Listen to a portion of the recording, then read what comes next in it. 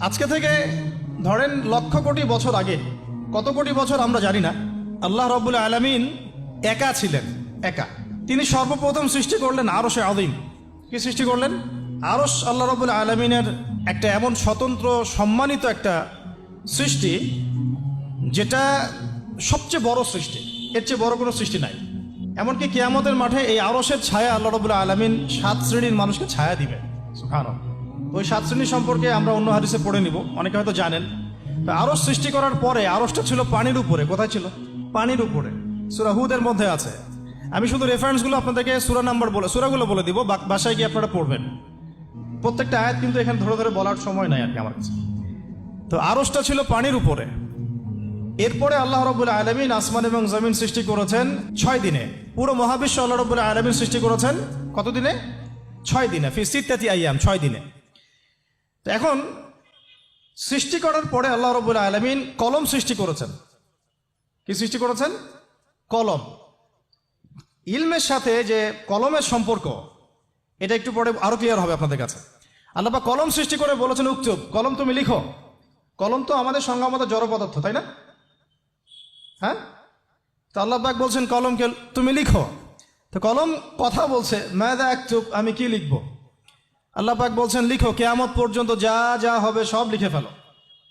এরপর আল্লাহ রাব্বুল আলামিন লাউহে মাহফুজের মধ্যে একদম from the very beginning till the last day of judgment প্রত্যেকটা কথা লাউহে মাহফুজে লেখা আছে। এমনকি আপনার কার সাথে বিয়ে হবে সেটাও, কয়টা বাচ্চা কাচ্চা হবে সেটাও।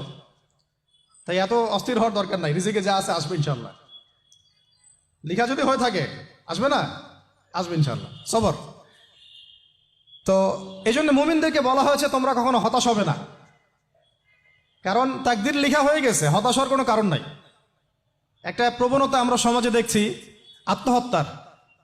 ইয়াং জেনারেশনকে আমরা নসিহত করব যে ভুলেও নিজের জীবনকে বিসর্জন দিতে যাবেন না।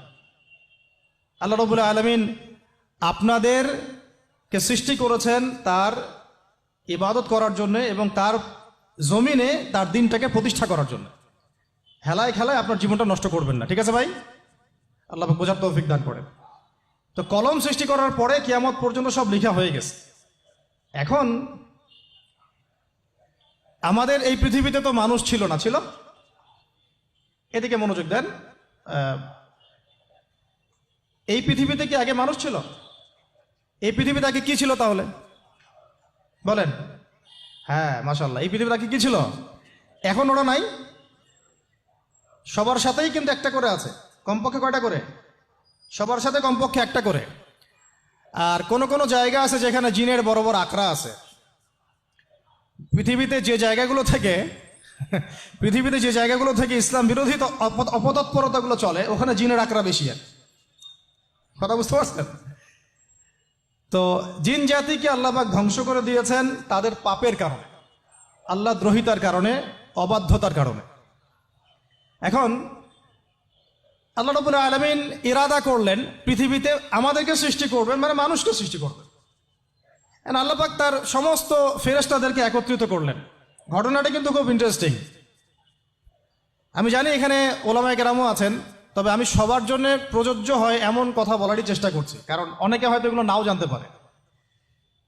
তো আল্লাহ পাকের ভাষায় আমি যদি বলি, আল্লাহ রাব্বুল আলামিন বলছেন, বা'দা আউযু বিল্লাহি মিনাশ শাইতানির রাজীম, ওয়াইয ক্বালা রাব্বুকা লিল মালায়েকা ইন্নী জাইলুন ফিল আরদি খলিফা। হে নবী মুহাম্মদ সাল্লাল্লাহু আলাইহি ওয়াসাল্লাম, তুমি স্মরণ করো সেই সময়ের কথা যখন আল্লাহ তোমার রব সমস্ত ফেরেশতাদেরকে ডেকে বলেছিলেন যে ইন্নী জাইলুন ফিল আরদি খলিফা, আমি জমিনে মানে পৃথিবীতে আমার খলিফা পাঠাতে চাই। কি পাঠাতে চাই? আরো জোরে বলেন। আল্লাহ পাক বলেননি পৃথিবীতে মানুষ পাঠাতে চাই, পৃথিবীতে নতুন কোনো মাখলুক পাঠাতে চাই। আমাদেরকে আল্লাহ পাক সম্মানের শব্দে সম্মানিত করেছেন, বিশেষায়িত করেছেন। আমাদেরকে বলেছেন আমরা আল্লাহর খলিফা, আমরা আল্লাহর খলিফা। এখন আমরা আল্লাহর খলিফা, কিন্তু পৃথিবীতে মানুষ খিলাফা শব্দ সহ্য করতে পারে। হ্যাঁ, কি অদ্ভুত না? এটা কোরআনের কি শেষের দিকে আছে না প্রথম দিকে আছে? সূরা বাকারার একদম শুরুর দিকে 3টা 4টা 5টা পৃষ্ঠা উল্টালে দেখবেন এই একটা আছে। তো কোরআন তাহলে শুরু থেকে কখনো খুলেও দেখেনি সে ব্যক্তি। প্রমাণ হলো এটা, সে খুলেও দেখে নাই, অথবা দেখলেও সে এড়িয়ে গেছে। আল্লাহ পাক আমাদেরকে বললেন যে পৃথিবীতে আমি আমার খলিফা পাঠাতে চাই। তাহলে আদম আলাইহিস সালামকে আল্লাহ পাক মোহাব্বতের শব্দে, সম্মানের শব্দে বিশেষায়িত করলেন কি বলে? সুবহানাল্লাহ, সুবহানাল্লাহ। আর খলিফা কাকে বলে এটা আমি আপনাদেরকে বুঝাচ্ছি একটা দোয়া থেকে, একটা দোয়া থেকে। এই যে গাড়িতে করে আমরা বাসা থেকে আসলাম বা যখন কোনো সফরে যাই, আমরা একটা দোয়া পড়ি, সুবহানাল্লাযী সাখখারা লানা হাযা ওয়া মা কুন্না লাহু মুকরিনিন ওয়া ইন্না ইলা রাব্বিনা লামুনকালিবুন। এতটুকু তো পড়ি নাকি? বা এগুলো পড়তে হবে? বইমেলায় এসেছি শুধু লেকচার শোনার জন্য না, ছবি তোলার জন্য না। আজকে জীবনটা পরিবর্তন করার নিয়াত করে যাইতে হবে, ঠিক আছে ভাই? বই প্রকাশ করা, ছাপানো, বিক্রি করা, লেখা, এর চেয়ে বড় কথা আমার জীবনটা ইলমের আলোয় আলোকিত করা। আমি বই লিখলাম ধরেন একটা, আমার মধ্যে সেই আমল নাই, লাভ নাই? লাভ আছে? আমি বই ছাপাইছি 100, 200, 500, 1000, আমি নিজেই আমল করি না, হবে? আগে আমল, আমল জরুরি। ইলমের সাথে আমলটা খুব বেশি জরুরি। আলেম তাকেই বলা হয় যে ইলম অনুযায়ী আমল করে। তাহলে আল্লাহ পাক বলেন লিমা তাকুলুনা মা লা তাফআলুন, তোমরা এমন কাজ, এমন কথা কেন বলো যে আমল নিজেরাই করো না? কাবুরা মাকতান ইনদাল্লাহ আন তাকুলু মা লা তাফআলুন, আল্লাহর কাছে সবচেয়ে গর্হিত একটা অপরাধ, তোমরা একটা কথা বলবা কিন্তু আমল করবা না। তো দোয়াটা মুখস্থ করবেন। এই দোয়ার নিচে একটা অংশ আছে, আল্লাহুম্মা আনতা সাহিবু বিস সাফারি। আমার কথাটা শুনেন, খলিফার অর্থটা বুঝেন। অনেকে তো অনেকভাবে ব্যাখ্যা করে আর কি। আল্লাহুম্মা আনতা সাহিবু ফিস সাফারি, আল্লাহ তুমি এই সফরে আমার সাথী। সফরে বের হওয়ার সময় দোয়া পড়ছি আমরা, আল্লাহুম্মা আনতা সাহিবু ফিস সাফারি, আল্লাহ তুমি এই সফরে আমার সাথী। ওয়াল খলিফাতু ফিল আহলি ওয়া মালি, আল্লাহ আমি তো বাসায় নাই, আমার বাসার আহাল মালের খলিফা হচ্ছে তুমি আল্লাহ। তাহলে খলিফা শব্দ দিয়ে কি বুঝলেন? আল্লাহ আমার বাসার আহাল মালের খলিফা মানে কি? আমার স্থলাভিষিক্ত তুমি আল্লাহ, আমি ওখানে নাই বাসায়, আমি সফরে বের হয়ে গেছি, আমার স্ত্রী, আমার সন্তান, আমার মাল, আমার জান, এগুলোর দায়িত্ব তোমার, তুমি খলিফা। কত চমৎকার দোয়া। তাহলে পৃথিবীতে আমি আমার খলিফা পাঠাতে চাচ্ছি, তার অর্থ কি? আল্লাহ রাব্বুল আলামিন এই পৃথিবীতে আমাদেরকে তার প্রতিনিধি বানিয়েছেন। সুবহানাল্লাহ, সুবহানাল্লাহ। তাহলে আমরা নিজেদের আত্মপরিচয় ভুলে গেলাম যে আমরা আল্লাহর প্রতিনিধি পৃথিবীতে, তাই না? আমরা এখন আব্রাহাম লিঙ্কনের পূজা করতেছি। আব্রাহাম লিঙ্কনের পূজা তো বুঝেন না আপনারা, এটা হচ্ছে ওই যে সোকল ডেমোক্রেসির পূজা। আদতে প্রকৃত গণতন্ত্র বলে কিছু নাই এই বিশ্বের মধ্যে, যা আছে এগুলো তথাকথিত আর কি, স্লোগান জাস্ট, আর কিছু না। এটা যারা চর্চা করে তারাও জানে, আমাদের কাছে তারাই বলে। আদতে এই আপনার কমিউনিজমের কথা বলেন, এই লেনিন স্টেলিনারিজমের কথা বলেন, আপনি মুসলিনির কথা বলেন, চাইনিজ দর্শনের কথা বলেন, রাশিয়ান দর্শনের কথা বলেন, আর এই যে আরেকটা কি চলতেছে সেকুলারিজমের কথা বলেন, ন্যাশনালিজমের কথা বলেন, এগুলো একটা তাত্ত্বিক মতবাদ শুধুমাত্র। প্রকৃত মতবাদগুলো আপনি পাবেন বিশুদ্ধ যেগুলো কোরআন এবং হাদিসেই, এর বাইরে না। তা আমরা কিন্তু আল্লাহর খলিফা পরিচয় দিতেও এখন দ্বিধাবোধ করতেছি। এই জমিনে আল্লাহ পাক আমাদেরকে তার খলিফা বানিয়ে পাঠিয়েছে। এখন খলিফা হলাম কিভাবে, কিসের গুণে খলিফা হলাম? প্রশ্নটা এটা। আমাদের কি 10টা হাত, 10টা পা, বেশি শক্তি ফেরেশতাদের চাইতে, যে আমরা খলিফা হলাম কিসের ভিত্তিতে আর কিভাবে হলাম এটা শুনুন। আল্লাহ পাক বলছেন ওয়াল্লামা আদামাল আসমাআ কুল্লাহা, আল্লাহ বলছেন আমি আদমকে এই মহাবিশ্বের যত নাম আছে, নাম, নাউন্স, ইসম, সব শিক্ষা দিয়েছি। সুবহানাল্লাহ। এই মহাবিশ্বের যত নাউন্স, নাম, এখানে ইসম শব্দের অর্থ কিন্তু জ্ঞান। ইসম মানে কি? এখানে জ্ঞান। মহাবিশ্বের যে জ্ঞানগুলো আছে এই জ্ঞানগুলো আল্লাহ পাক আমাদের আদি পিতাকে শিক্ষা দিয়েছেন। আমাদের আদি পিতাকে আল্লাহ নিজে শিক্ষা দিয়েছেন। সুবহানাল্লাহ। সৃষ্টিগতভাবে আমরা জ্ঞানী ছিলাম না, আল্লাহ পাক আমাদেরকে জ্ঞান শিক্ষা দিয়েছেন। আমরা ফিলোসফির বইগুলো খুললে দেখবেন ওখানে বুদ্ধিবাদ নামে একটা মতবাদ আছে। মানে তারা বলে যে মানুষ সৃষ্টিগতভাবেই একজন বুদ্ধিদীপ্ত প্রাণী। এটা ভুল কনসেপ্ট। সৃষ্টিগতভাবে আমাদের মধ্যে জ্ঞান ছিল না, আল্লাহ পাক আমাদেরকে জ্ঞান শিক্ষা দিয়েছেন। কথা বুঝতে পারছেন? একটা মতবাদ তাদের আছে অভিজ্ঞতাবাদ, মানে মানুষ অভিজ্ঞতা থেকেই শিখে। আরেকটা আছে সমন্বয় মতবাদ, আপনারা তো এগুলো অনেকে পড়েছেন হয়তো। এর বাইরে যে একটা মতবাদ আছে যে আল্লাহর পক্ষ থেকে ওহী ভিত্তিক মানুষ জ্ঞান শিখে, এই মতবাদ কোনো দার্শনিকের বইয়ে স্থান পেল না। কি আফসোস, কি আফসোস। অথচ মুসলিম ঘরের দার্শনিক তারা। আমরাও পড়েছি ভাই, 4 বছর এই কারণে গেলে। কি আফসোস। আল্লাহ পাকের ওহীর পক্ষ থেকে যে জ্ঞান আসতে পারে এইটা কনসেপ্টই নাই। অথচ এখানে কোরআনে আল্লাহ পাক বলছেন ওয়াআল্লামা আদামাল আসমাআ কুল্লাহা, আমি আল্লাহ আদমকে সমস্ত নাম শিক্ষা দিয়েছি। সুবহানাল্লাহ।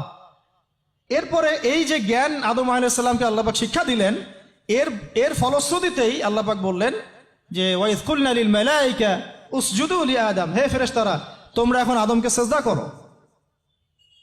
কি ফেরেশতাদেরকে দিয়ে আল্লাহ পাক আমাদের পিতাকে সিজদা করালেন কিসের মানদণ্ডে? কিসের কারণে? জ্ঞানের কারণে।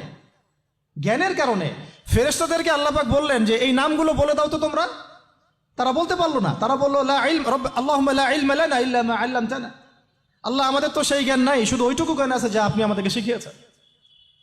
তখন আল্লাহ পাক বলেছিলেন যে আমি যা জানি তোমরা তো জানো না, আমি কি বলি নাই যে আমি আসমান জমিনের গায়েবের সব খবর জানি? তখন আল্লাহ বললেন যে তোমরা সবাই সিজদা করো আদমকে। তাহলে আমাদের পিতাকে খলিফা করা হলো, জ্ঞান শেখানো হলো, আল্লাহ পাক নিজে শেখালেন, ফেরেশতা মণ্ডলীদের দিয়ে সিজদা পর্যন্ত করালেন কিসের মানদণ্ডে? আরো আসতে বলেন, জ্ঞানের মানদণ্ডে। এখন যদি আমরা একটু প্রশ্ন ছুড়ে দেই নিজ নিজ বিবেকে, আমরা কি সেই ওহীর 10টা সূরাও শিখেছি? 10টা পারা কি পড়া হয়েছে কখনো? 10টা সূরারও কি অর্থ জানি? অনেকে তো 10টা আয়াতের অর্থ জানি না। আমরা কি সেই ওহীর 10টা হাদিস শিখেছি? তাহলে আমরা কোথায় সম্মান খুঁজতেছি? পশ্চিমাদের কাছে? বলেন। সত্যি সবচেয়ে আফসোস লাগে আমার একটা জিনিস, যে মুসলিমরা আমরা এখন আমাদের আত্মপরিচয় ভুলে যাচ্ছি, আর আল্লাহ পাক আমাদেরকে যেখানে সম্মান রেখেছেন ওইখানে সম্মান না খুঁজে আমরা অন্যের দাসত্বের সম্মান খুঁজতেছি। আল্লাহ আমাদেরকে বোঝার তৌফিক দান করে। এটা অজ্ঞতার কারণে হচ্ছে। আমাদের কাজ তাদেরকে সচেতন করা বা তাদেরকে মেসেজ পৌঁছে দেয়া। আমরা উগ্র পন্থা অবলম্বন করব না, আমরা হিকমার সাথে প্রজ্ঞার সাথে মানুষকে বোঝানোর চেষ্টা করব। এগুলো বোঝানোর অংশ। এখন আচ্ছা, আরেকটা কথা আপনাদেরকে বলি, একটা কথা মাঝখানে মিস হয়ে গেছে। এই যে আল্লাহ পাক আমাদেরকে খলিফা করে পাঠিয়েছেন, খলিফার কাজ কি? এটা প্রশ্ন না? আমাদের কাজ কি তাহলে? এই কাজটা আল্লাহ পাক আবার ব্যাখ্যা করেছেন সূরা সদের মধ্যে। কোন সূরায়? সূরা সদ। সদ নামে একটা সূরা আছে, সূরা ইয়াসিনের আগে পড়ে পাবেন। তো এখানে আল্লাহ পাক আরো একজন নবীকে তার খলিফা বলেছেন। সেই নবীর নাম দাউদ আলাইহিস সালাম। কি নাম? আর দাউদ আলাইহিস সালাম কিন্তু এই জেরুজালেম থেকে, যেখানে এখন ওই জায়নিস্টরা বোম্বিং করে আর কি, নিরীহ মুসলিমদেরকে হত্যা করে বিগত 70 বছর থেকে, ওই জেরুজালেম থেকে কিন্তু দাউদ আলাইহিস সালাম বিশ্ব শাসন করেছিলেন। তার পরবর্তীতে তার সন্তান সুলাইমান আলাইহিস সালামও কিন্তু ওখান থেকেই বিশ্ব শাসন করেছিলেন। আর এখনকার বনু ইসরাইল দাবিদার এই জায়নিস্টরা, তারাও কিন্তু ওই ফিকিরই করছে, ওখান থেকে তারা বিশ্ব শাসন করতে চায় এবং তারা মনে করে তাদের একজন মাসিহ আসবে, সেই মাসিহ আসলে তারা বিশ্ব শাসন করবে। আমরা সেই মাসিহের নাম জানি মাসিহুদ দাজ্জাল। কি নাম? এই দাজ্জালকে ওরা ওদের সত্য মাসিহ মনে করে, আমরা জানি হচ্ছে মিথ্যা ভণ্ড প্রতারক মাসিহ, অথচ ওরা মনে করে এটা হচ্ছে সত্য মাসিহ। এই জায়গায় তারা ধোঁকা খাচ্ছে। অথচ সত্য মাসিহ হচ্ছেন ঈসা আলাইহিস সালাম, যিনি আবার শেষ জামানায় আসবেন এবং তার হাতেই এই মাসিহুদ দাজ্জাল মারা যাবে এবং তারপরে পুরো বিশ্বে আবার ওই খিলাফা কায়েম হবে। ওই যে খলিফা, ওটা সারা বিশ্বে কায়েম হবে। এই টাউন হলও বাদ যাবে না ইনশাআল্লাহ। এটা মানুষ মানতে চাচ্ছে না, কিন্তু মানুষ না মানলে কি? আল্লাহ পাকের নকশায় সব আঁকা আছে কখন কি হবে। কে কে কল্পনা করেছিল যে আজকে আপনারা বসে এখানে দিনের আলোচনা করবেন? হ্যাঁ, কল্পনা করা যায় তো? যে শব্দগুলো আপনারা বলছেন এগুলো বললেই তো নাই গায়েব, তো এখন বলছেন। কেউ কি কল্পনা করেছিল যে হঠাৎ করে এমন একটা সময় চলে আসতে পারে? কেউ কিন্তু কল্পনা করেনি, আল্লাহ পাকের নকশায় ছিল। এখানে আমাদের একটা আফসোসের কথা, এখানে মাস্টার মাইন্ড আল্লাহ রাব্বুল আলামিন। প্রকৃত মাস্টার মাইন্ড কে? আমরা ক্রেডিট নেওয়ার প্রতিযোগিতায় ব্যস্ত হয়ে আছি এখন, কার কত ক্রেডিট নেওয়া যায়। এখানে একক ক্রেডিট পাওয়ার যোগ্য কেউ না, সমস্ত ক্রেডিট কার? আল্লাহ রাব্বুল আলামিন। এটা আল্লাহর সাথে গাদ্দারি করতে যায় না, তাহলে ভুল হয়ে যাবে। কারণ আমি বারবার বলেছি আপনাদেরকে, কোরআন থেকে একটা শিক্ষা আমরা শিখেছি, একটা কওম যখন মাজলুম থাকে, দুর্বল মাজলুম জুলুমের শিকার হচ্ছে, আল্লাহ পাক সেই কওমটাকে বাঁচান, কোনো না কোনো একজন ত্রাণকর্তাকে পাঠান, কোনো একটা সূরাতে আল্লাহ পাক সেই কওমকে বাঁচায় দেন। আবার যদি এই নিয়ামতটা পাওয়ার পরে ওই কওম আবার এই জুলুম শুরু করে, আবার আল্লাহ দ্রোহিতা শুরু করে, আল্লাহ পাক তার চেয়ে বড় জালেম চাপাই দিবে। কথা বুঝতে পারছেন? আল্লাহর সাথে গাদ্দারি করতে চাই না, আল্লাহ পাক আমাদেরকে বোঝার তৌফিক দান করেন। এখন খলিফার কাজটা কোথায় পাবেন, কোন সূরায় ভাই বলেন? সূরা সাদে আল্লাহ পাক দাউদ আলাইহিস সালামকে খলিফা সম্বোধন করে বলছেন, ইয়া দাউদ, কি চমৎকার আহ্বান, ইয়া দাউদ, হে দাউদ, ইন্না জাআলনাকা খলিফাতান ফিল আরদ, দেখো আমি আল্লাহ তোমাকে পৃথিবীতে খলিফা করেছি। কি করেছি? খলিফা করেছে। তোমার কাজ কি শোনো, ফাহকুম বাইনান নাসি বিল হক, বোঝার চেষ্টা করেন একজন খলিফার কাজ কি। খলিফা মানে আল্লাহর প্রতিনিধি, জমিনে যে দায়িত্বশীল, অন্য মানুষের উপরে যে দায়িত্বশীল, তার কাজ ফাহকুম বাইনান নাসি বিল হক, মানুষের মাঝে ন্যায় বিচার প্রতিষ্ঠা করবে, এটা তোমার কাজ। তাহলে এখন যারা আমরা এই জায়গায় আছি বা ভবিষ্যতে আসব, আরো কাল আগাতে থাকবে, সময় আগাতে থাকবে, নতুন নতুন নেতৃত্ব আসবে, সবার ফাংশন একটাই, ফাহকুম বাইনান নাসি বিল হক। আমাদের কাজ হবে মানুষের মাঝখানে কি করা, ন্যায় বিচার, বিচার ফয়সালার ক্ষেত্রে ইনসাফ করা, ন্যায় বিচার করা। তো ন্যায় বিচার তো এখন জাদুঘরে আছে নাকি? হ্যাঁ, কোনো কোনো ক্ষেত্রে আমরা চাই না যে ন্যায় বিচার জাদুঘরে যাক, আমরা চাই আবারও ন্যায় এবং সাম্যের সমাজ প্রতিষ্ঠা হোক। ইনশাআল্লাহ এরপর থেকে আমরা কোনো অন্যায় সহ্য করব না। ইনশাআল্লাহ এরপর থেকে আমরা কোনো জল্লাদতন্ত্র কায়েম করতে দিব না। আমাদের যা আছে তাই নিয়ে প্রতিবাদ হবে ইনশাআল্লাহ। কারণ এখনকার প্রজন্ম প্রতিবাদের ভাষা বুঝে। এখন যদি আপনারা আবার সেই প্রাচীন জুলুমের তন্ত্রে মন্ত্রে ফিরে যান, তাহলে আল্লাহর গজব চলে আসবে, বড় গজব। তো খলিফার কাজ কি ভাই? কি কাজ বললাম বলেন? মানুষের মাঝখানে ন্যায় বিচার প্রতিষ্ঠা করা। আচ্ছা, আরো আছে, আরো আছে, আয়াত শেষ হয় নাই। আল্লাহ পাক বলছেন, ওয়ালা তাত্তাবিউল হাওয়া, আর ন্যায় বিচার করতে গিয়ে নিজের দাসত মানে প্রবৃত্তির অনুসরণ করো না। ন্যায় বিচার করতে গিয়ে নিজের প্রবৃত্তির অনুসরণ করো না, মন গড়া বিধানের অনুসরণ করো না। আমার মামা, আমার চাচা, আমার খালু পার করে দিও না। প্রবৃত্তির অনুসরণ মানে কি? মন যাচাই তাই করো না। ন্যায় বিচার করতে গিয়ে আল্লাহ পাকের বিধান মেনে চলো। কারণ সূরা মাইদাতে আল্লাহ পাক বলেছেন, আয়াত নাম্বার 44, 45, 47, ওয়ামান লাম ইয়াহকুম বিমা আনজালাল্লাহ ফাউলাইকা হুমুল কাফিরুন, যারা আল্লাহ পাকের হুকুম অনুযায়ী বিচার ফয়সালা করে না তারা কাফির। 45-এ গিয়ে আল্লাহ বলছেন, ওয়ামান লাম ইয়াহকুম বিমা আনজালাল্লাহ ফাউলাইকা হুমুল ফাসিকুন, যারা আল্লাহ পাকের বিধান অনুযায়ী বিচার ফয়সালা করে না এরা ফাসিক, পাপাচারী। 47 নম্বর আয়াতে গিয়ে আবার বলছেন, ওয়ামান লাম ইয়াহকুম বিমা আনজালাল্লাহ ফাউলাইকা হুমুজ জালিমুন, যারা আল্লাহর হুকুম বিধান অনুযায়ী বিচার ফয়সালা করে না এরা জালেম।